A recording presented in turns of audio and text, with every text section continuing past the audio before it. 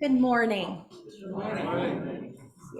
Welcome to the Unitarian Universalist Congregation of the Catskills. Our minister is Reverend Bob Janis, and I am Liz Thomas, the worship associate for this morning. A big welcome to everyone, whether you are attending live in the sanctuary or via Zoom. Unitarian Universalism is a liberal religious faith that carries no creed and welcomes all seekers. Whoever you are, whomever you love, wherever you are on life's journey, you are welcome here. We are guided by a set of principles and written sources that encompass the many ways we come to know and understand the world, the universe, and the divine. Our principles are important to us at UU Catskills, and we strive to live our values on a daily basis. We acknowledge that our sanctuary is built on Lenape land. We affirm that Black Lives Matter.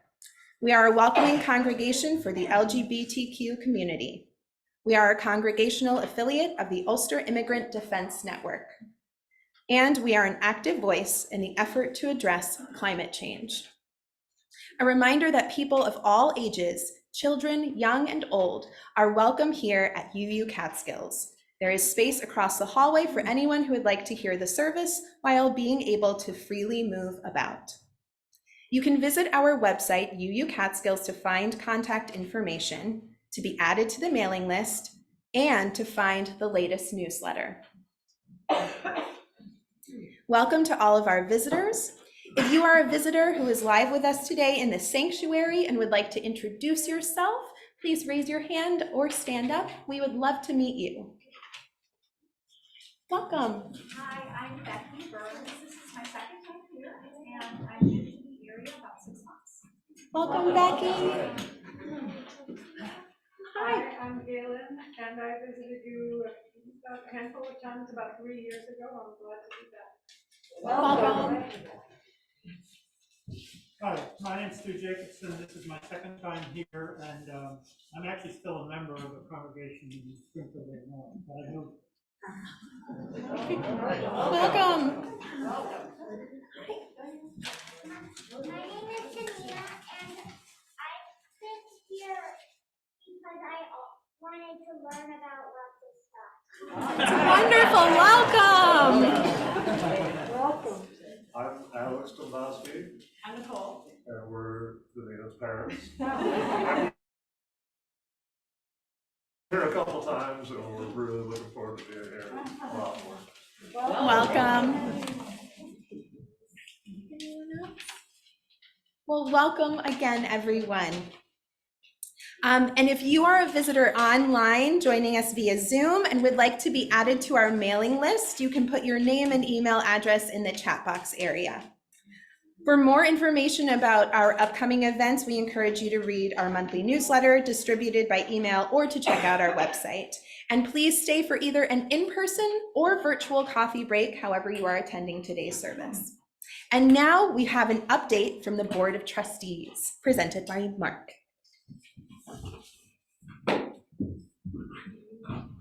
Good morning, everyone. So 3 updates. First, as you probably already know, or if you don't, I'm letting you know, the pledge campaign is underway and pledge materials are available on the UU Catskill right under pledge. So you click on that. The pledge campaign will continue until the 16th. And we will have updates as to where we stand in the pledge once our treasurer, Karma, gets back later this week from her vacation. The second thing is the cottage meetings have started, meet and eat. And we had a great one yesterday. We had about, I think, 19 attendees, and fantastic food is And thank you, Lois. And I think there's going to be great food at the other ones that are coming up, which I'll make announcements. If it's as good as it was, make sure you come with a really empty belly because it was fantastic. There's one on the 23rd of March. That's going to be on Zoom. So if you want to attend on Zoom safely, I guess you can't eat that way, but you can have your own food. And then on March 30th and on April 3rd, there's going to be sessions here in the sanctuary. Again, you can sign up for those also on the website. Under events on the website. Talk to you, Lois, afterwards, or I have the URLs here, but they're too long to speak and we'd be writing, I think, for a while. And then lastly, the ministerial search. As you know, we're underway. Unfortunately, Reverend Bob is leaving us. His term is up. It's nothing personal. And we're all going to miss him. But we have 2 potential candidates that we're looking at. And as you also probably know, at least those of you that are here in the congregation, we're also looking at the possibility of sharing that minister with Poughkeepsie. So there's a lot of logistics going on. And I guess if you want to know any more, you can talk to Kathy Eberline right here, the president, or not president, the chair, I guess, of the Ministerial Search Committee. So thank you.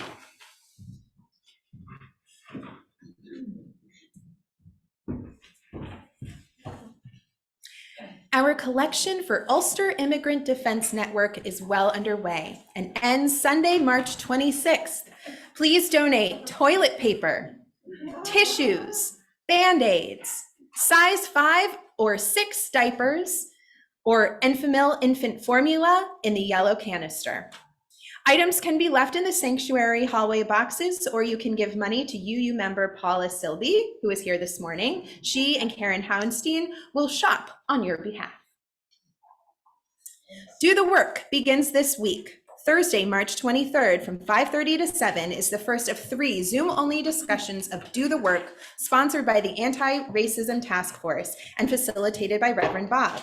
This is an opportunity to grow and learn what we can do to evolve into a beloved anti-racist congregation and live into the calling of our faith and our proposed 8th principle.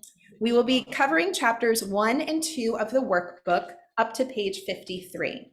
If you are unable to make the first meeting, please read through to chapter 4, page 99 for April 27th. See Donna Schlackman or Reverend Bob if you have questions. UU 101 will be offered in person and on Zoom today at 12:15.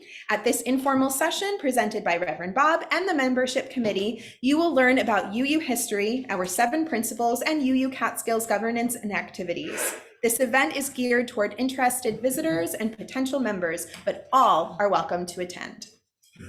And we offer that UU 101 periodically, so it's only offered if there's interest. So if you are interested, please let me or Joyce, where's Joyce White from our board, let us know right after the service, because we'll have, or put a note in Zoom, and we'd be delighted to have a UU 101 after the service.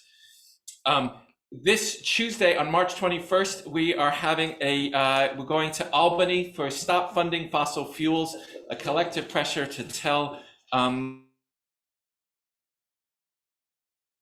fuel projects. I'll be going, Karen will be going. If you go, you can choose the music on the car radio on the way up. We'd love to carpool. And Constance is going as well.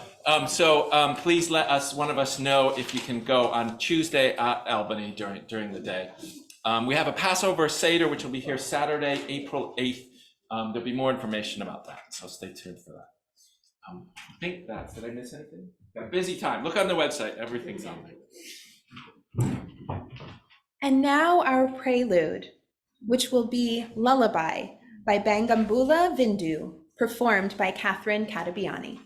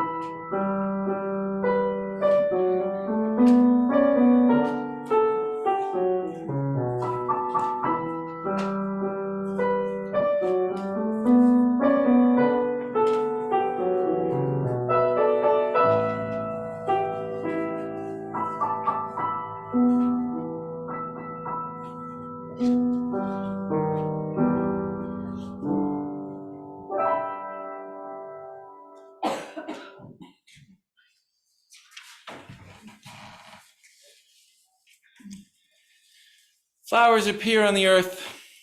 The season of singing has come. The cooing of doves is heard in our land.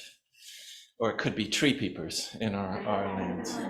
But spring is here, as Song of Solomon writes, and we're here in the midst of spring. Welcome to the just on the cusp of spring, the equinox tomorrow. Welcome to this gathered community of vitality and energy and inspiration and consolation and togetherness. As Liz said, welcome. However you're joining us online or in person, you are most welcome to this hour. It is so good to be together. We begin, as we do each week, by lighting our chalice, and we read the chalice lighting words, which are on your order of service as we do so. We light this chalice in grateful, loving community. Even in the darkest of times, may its flame light paths to courage, justice, and hope. And our unison affirmation.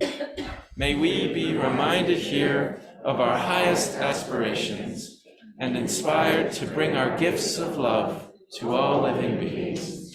May we know once again that we are not isolated, but connected in wonder and joy to mystery and miracle in the universe, in this community, and in each other.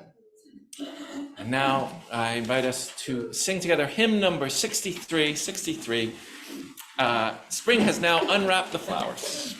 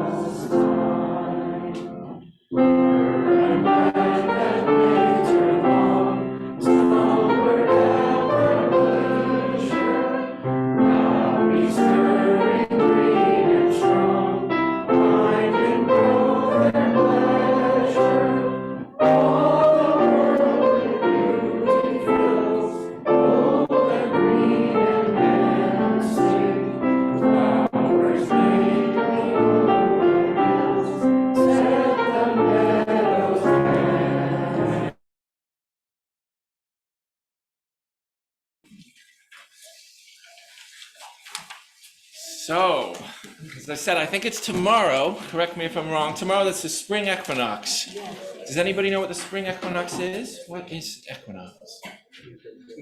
Equal day and night, the same day and night.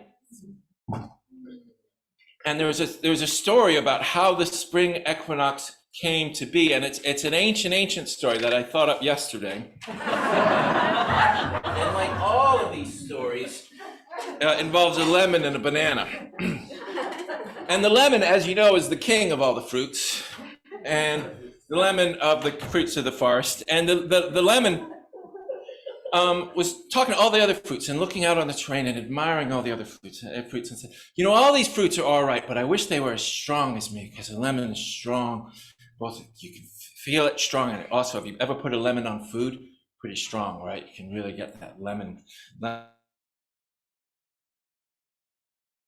And said, banana, you know what, you're all right, banana, but if only you were a bit stronger. Because sometimes, you know, you can't, if you mix lemon and banana, the lemon comes out stronger. And also it's kind of soft and squishy. Have you ever squished a banana by mistake? Oh, that's a sad day, isn't it? Unless you like banana bread, and then can be a really good thing. So, but the banana was quite sad about this and went off and thought, how can I be stronger? Did its banana exercises, but no matter what it did, it still kind of tasted banana-y and was still kind of soft and squishy. So it just thought, well, I'll never be quite living up to lemon. Until one day, Elephant came by. And Elephant knows a thing or two about strength. And she saw that Banana was feeling sad. And Elephant said, what makes you so sad, Banana? And Banana said, well, you know, Lemon was talking about, you know, how strong some of the fruits are. And I don't feel strong at all. I'm just so soft. And Elephant said, oh, but I like you best. And Banana said, really? Elephant said, sure. I always love coming to the banana grove. And it was true.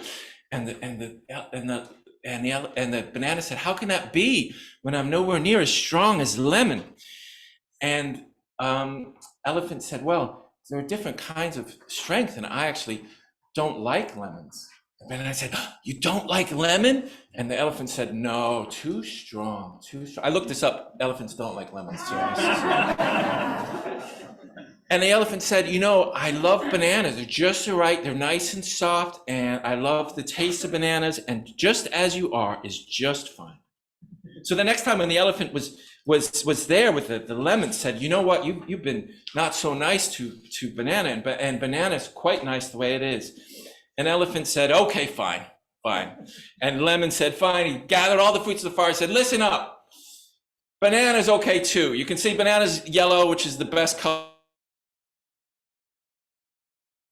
It's got an outside shell. It's almost as good as me. And while Lemon was talking, Banana said, I'd like to speak for myself. And Lemon said, excuse me, what's that? Banana said, I'd like to speak for you. Said, what? I'd like to speak for myself, said Banana. And Lemon said, oh, okay. And Banana said, listen, lemon is a lovely fruit, and I really admire lemon and the flavor of lemon and how lemon, the texture of lemon and everything about a lemon, and I'm different, and I'm just gonna be different, and that's okay too. And then Lemon said, well, I guess that's okay, but how are we gonna resolve this? Because I don't know if we can live together in the same forest. This is about the spring equinox, as you can all tell. And Spider, the wisest of the animals, as we know, Spider came up and she said, you know, I can help you kind of keep your own realms. And Lemon and Banana both said that sounded good, because they trusted Spider, and Spider often had wise answers. And Spider took her web and she made a little slingshot. You made a slingshot? And took that lemon. Who's good at catching? Who's feeling brave? Oh, that's what, there's two, well, might have to be front row. Brought it. Pull that up high. And Lemon was up high. And then Banana. Pull that up high. And one became the sun. And one became the moon, which waxed and wanes, but that's a whole nother story. I know why that happens, but that's different. And one day, at the spring equinox and at the fall equinox, they share everything evenly, because both lemon and banana are wonderful, wonderful fruits. And they know that now, but they know at the spring equinox, they're reminded of how wonderful both of them are. So that's why we have the spring equinox.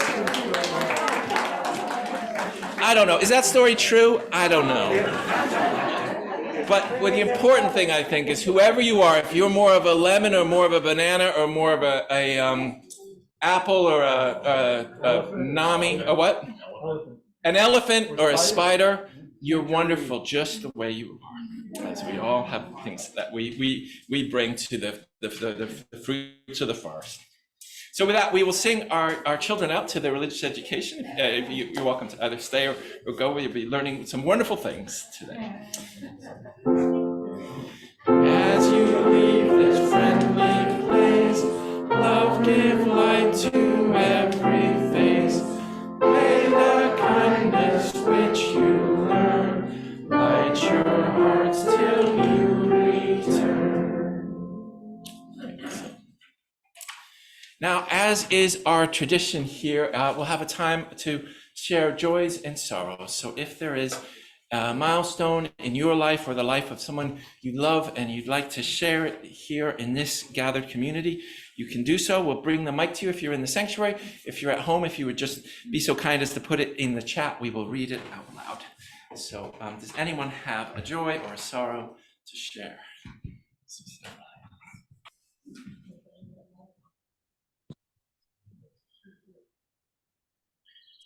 Just see if there are any on the chat. She's going to be having. Jane Bloodgood Abrams writes, grateful that my sister-in-law, as we enter into a time of meditation and carry all of those milestones in our thoughts and our energies, the reading is one for those going through a difficult time, and it's by John O'Donohue, a wonderful spiritual writer. And so we'll read this and then have a little bit of, the choir is going to sing a song, and then we're going to have some silence. So some time to tend to our own spirits, to tend to your own life that is shared in this, the chalice of our shared gathering. So this is the reading for one who is exhausted, a blessing. And if you need it this morning, this one is for you.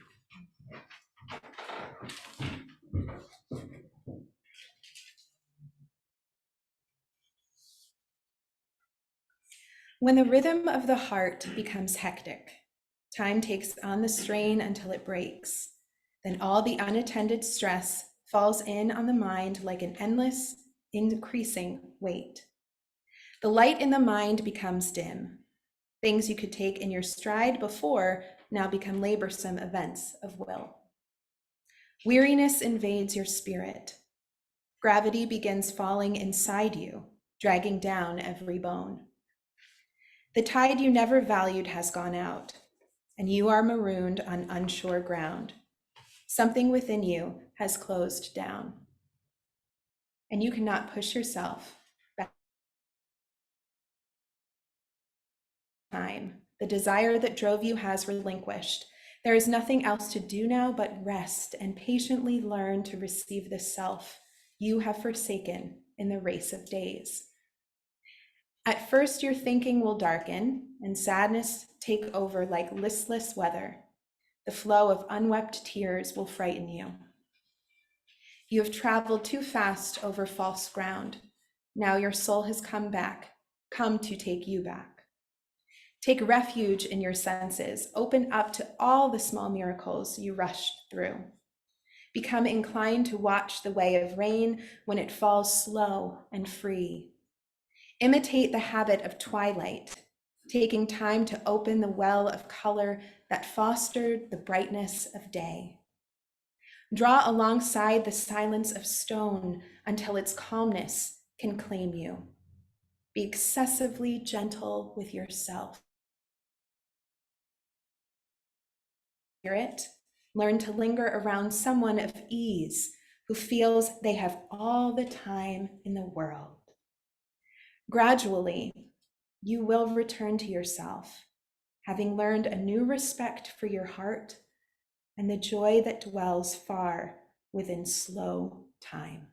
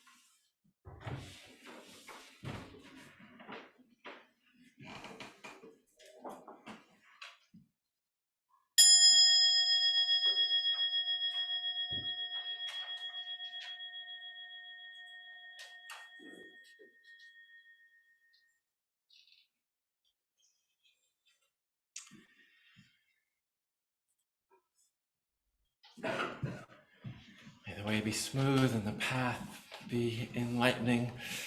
It's so nice to have a minute or two to simply be. I'd say we did that well. Each Sunday, half of our offertory collection is for the month of March is being shared with the A.J. Williams Myers African Roots Center. The center uplifts the history and culture of Black, Indigenous, and people of color through programs for children, teens, and adults. It promotes literacy through teaching and learning about the African roots experience, including history and culture, through a dynamic exchange of information, ideas, and creativity. Today's offertory song will be The Old Trail, written by Steve Gillette and Charles John Quarto, performed by Constance Rudd.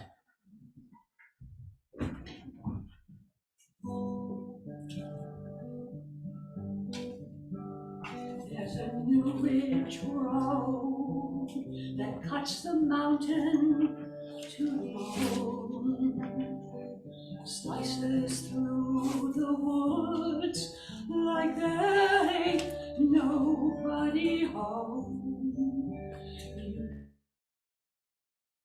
You and you won't ever feel the climb, but I'll take the old trail every time.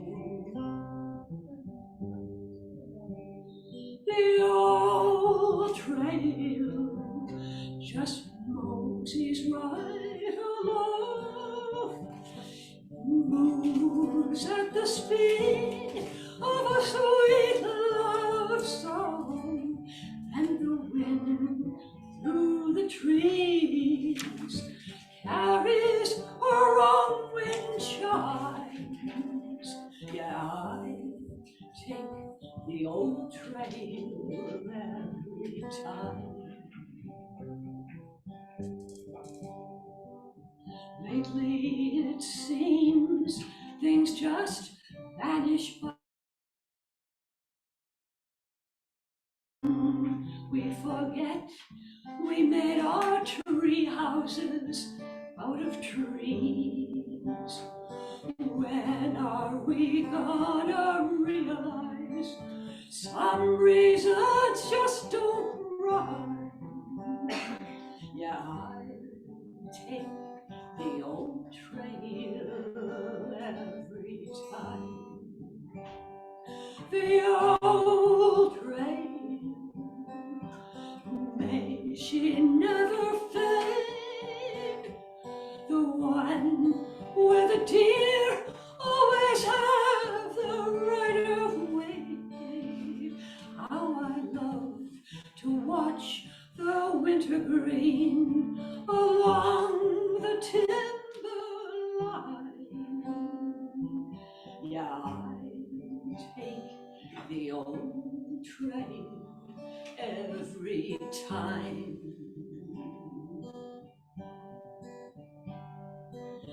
People in cars let their radio do the talking, but I always find that I'm singing when I'm walking.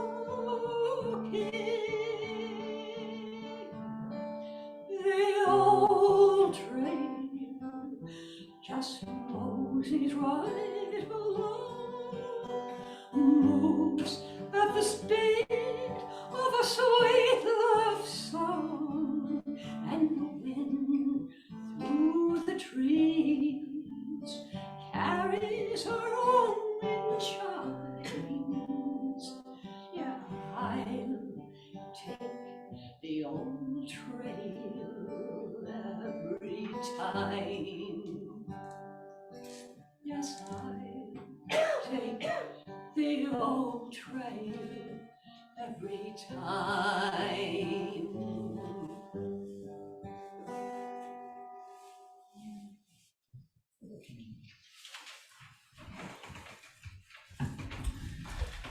May the offerings we bring to this place be in support of justice and love, and go out into the world and bring good things.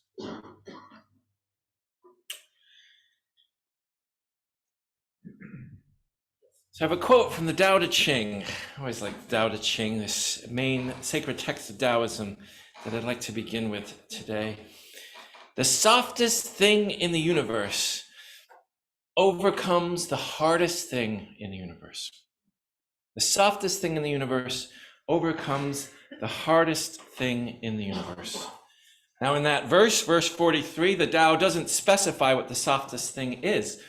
Maybe it is water, that miracle substance that sooner or later overcomes pretty much everything. If you have ever had water damage in a home, you know that well. Maybe it is time that is so soft you cannot even hold it in your hand, but triumphs over all things in the end. Maybe the softest thing is a dandelion rising up through a sidewalk crack. But softness, tenderness, gentleness overcomes rigidity in this world of ours. So says the Tao. As we said, it's the spring equinox tomorrow, and the earth abounds in fragile things. The newborn lamb is frolicking in the meadow. The daffodils, the crocuses, the crab apple trees, the world is in colorful bloom, petals shaking in the March wind.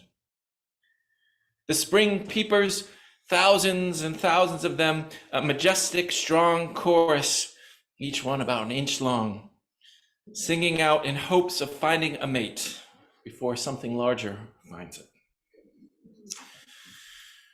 College basketball team's upsetting the bracket, but that's a whole nother story about vulnerability. Vulnerability is our theme for March, and an apropos theme for spring. Vulnerability is woven into the fabric of nature. In some ways, life is vulnerability. Again, from the Tao Te Ching, a person is born gentle and weak. Just heard someone born 8 days old. Jeez. At their death, we are hard and sharp.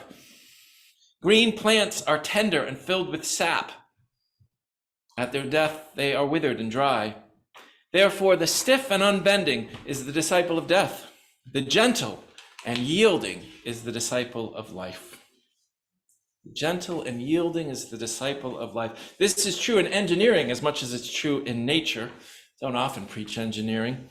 But the great singer-songwriter Ani DeFranco writes this: buildings and bridges are made to bend in the wind, to withstand the world. That's what it takes.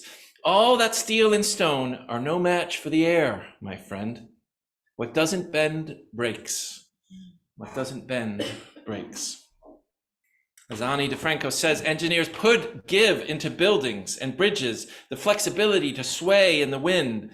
Anything that is too brittle, too stiff, too rigid is liable to snap. A 100-foot-high steel girder bridge needs to be able to be vulnerable to the wind. I think the sacred traditions of the world understand Easter in the Christian tradition, it seems to me, is a lesson in vulnerability, or at least it can be. Beyond giving up sweets or not eating meat, and we've learned a lot about voluntary sacrifice these last 3 years of pandemic, haven't we? Lent is a preparation to be transformed. And this transformation doesn't come through individual rising up and conquering the world. It's a different sort of transformation, a different, softer sort of victory. The softest thing in the universe overcomes the hardest thing in the universe. Is it true, though? The shark has pretty sharp teeth for a reason, and the minnow knows deep in its very delicate bones just what that reason is. As people, it's all very well to say vulnerability, but we have learned that vulnerability, many people have been victims of abuse. They were made vulnerable without any choice in the matter. And abuse or no, I suspect that every one of us has learned the lesson that vulnerability can be taken advantage of in damaging ways. It's not just individual bad actors. The larger society makes it harder to trust too. There are systems in place that prey upon the vulnerable, from credit card scams for those who maybe are not informed of the risks, to computer algorithms that find out when you're most likely to buy some useless product and then spam you with ads at that very moment. And they're very sophisticated to try and entice you to do what you probably shouldn't do. Jesus may have preached, "Blessed are the poor in spirit, for theirs is the kingdom of heaven." But if you are feeling poor in spirit, or if you are actually poor, scraping by financially, as so many are in this world, you better watch out. Because there are vast systems in place to try and get you further and further into debt for the benefit of a slightly bigger yacht for some faceless investor somewhere who probably doesn't even know the individual story behind it. So if you're sitting there skeptical that the softest thing in the world overcomes the hardest thing in the universe, hey, I get it. It's not always the case in this world of ours. There's plenty of counterexamples. And you may have grown up with this message to be kind, to be accommodating, to turn the other cheek, right? And then the world taught you a different message, that it's unsafe to trust. So I'm not suggesting that you need to be entirely, completely vulnerable in every moment of your life. Sometimes I wonder what that would be like, and maybe the great sages can do that, be always entirely open to the universe. Maybe I'll get there at 95, I don't know if I'm lucky. But it takes quite a lot of work to get to the place where, in the words of the Tao, we accept disgrace willingly. There is a limit to our own vulnerability, just as there is a limit to anything natural under the sun. You have to find out if the situation or the relationship is really safe enough to be vulnerable. If you're being asked by the system or the relationship to give and give, to compromise, to forgive every fault, but then the other party doesn't ever bend, doesn't ever admit that they're in the wrong, is always saying that everything is always your fault, saying you need to think about it from their perspective, but they never ever look at it from yours. The best thing you can do probably is just get away from the situation if you can. The spring peeper doesn't hang around when a predator comes into the area, and neither should you. I find a good rule of thumb when thinking about whether to become vulnerable, and it's much more than thinking, it's more feeling, isn't it? But a good rule of thumb for our heads to enter into that heart space is what I call the principle of epistemological humility, which I can't even pronounce, which let's explain. But the principle of epistemological humility is a mouthful, but it can be summed up by 4 simple one-syllable words. I could be wrong. If someone's truly willing to admit that they could be wrong, and in fact go a stage further, admit that they are wrong occasionally and change their mind, refine their views, apologize, well, then that invites you in turn to not be perfect. That's what vulnerability does. It can be contagious in a very, very good way. But if someone cannot admit that, if they're not in the place where they can be there, and if their views are dogma and your views are heresy, which is part of the tradition of both Unitarianism and Universalism of being branded heresy. If you hear 1,000 justifications spring from their lips, but never a single apology,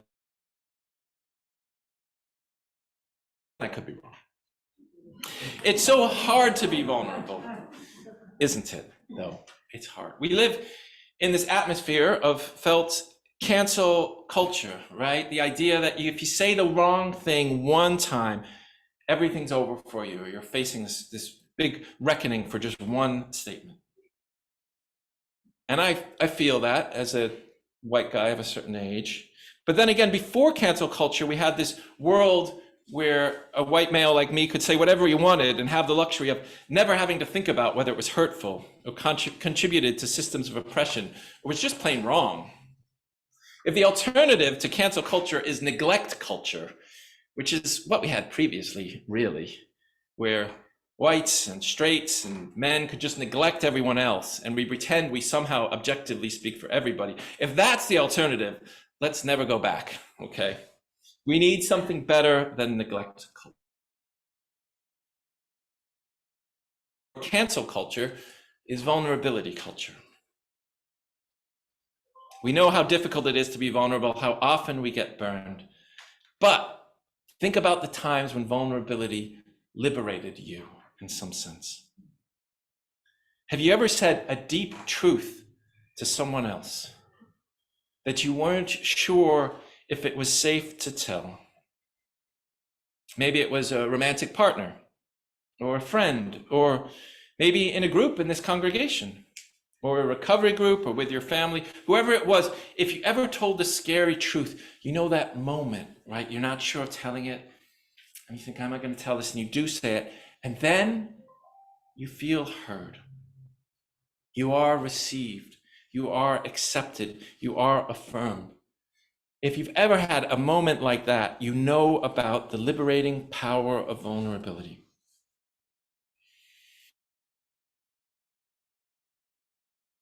To be ourselves, to be vulnerable in the presence of another. It's transformative. We all have these moments on both sides. I think I mentioned in the newsletter when I was just starting out in the ministry, and a colleague who was in his 60s or 70s was talking about the mistakes he felt he had made. And he was an amazing human being, minister. And just hearing his vulnerability and him being open to that made me think, wow, I can go through a career of this and be talking about my mistakes at the end of it and be that open to the fact that this is hard, that life is difficult, that we look on and preserve that kindness, preserve that dedication, preserve that integrity which he had. These are the moments that move us. Brené Brown talks about how the world teaches us to armor up, right? We put on our everyday world. There's nothing wrong with armor. Sometimes we need it. We know it well. But then when we find a space to take that heavy suit of armor off, wow, it's liberating.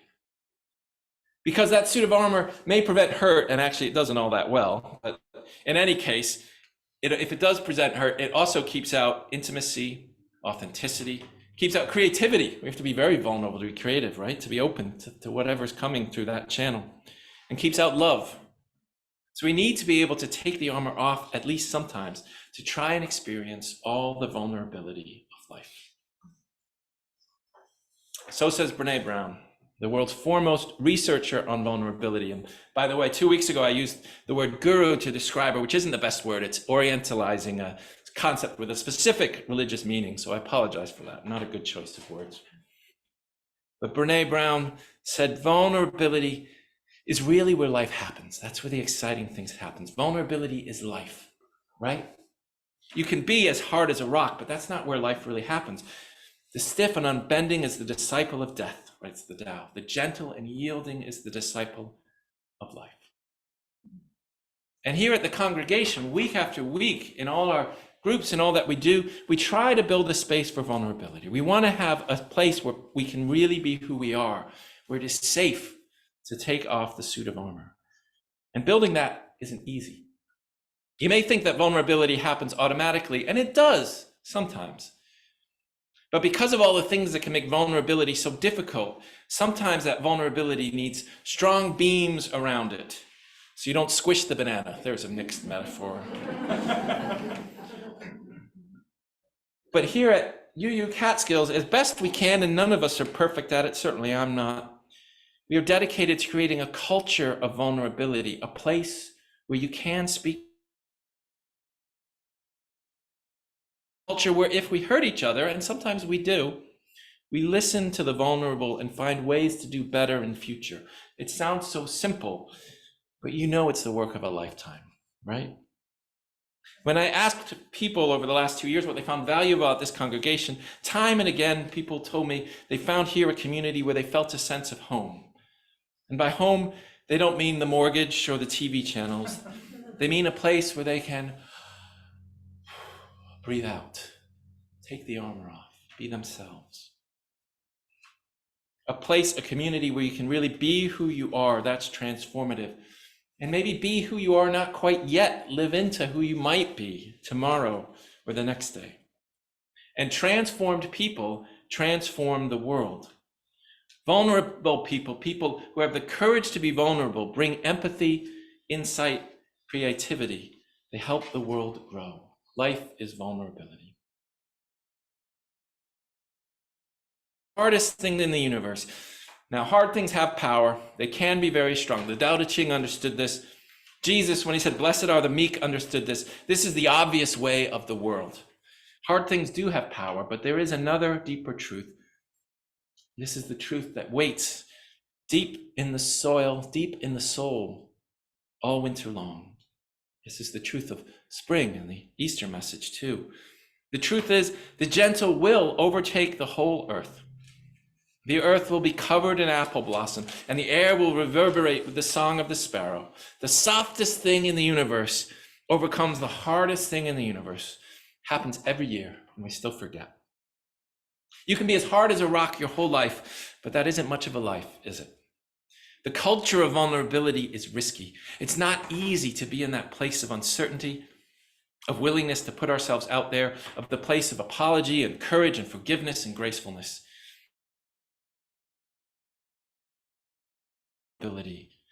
The springtime of the soul brings everything to life. And eventually, look out the window, it's obvious. Eventually, the softest things in the universe win over the whole world. May it be so. Amen. Now let us sing together our closing hymn, great spring hymn, number 305, De Coloris. All the colors.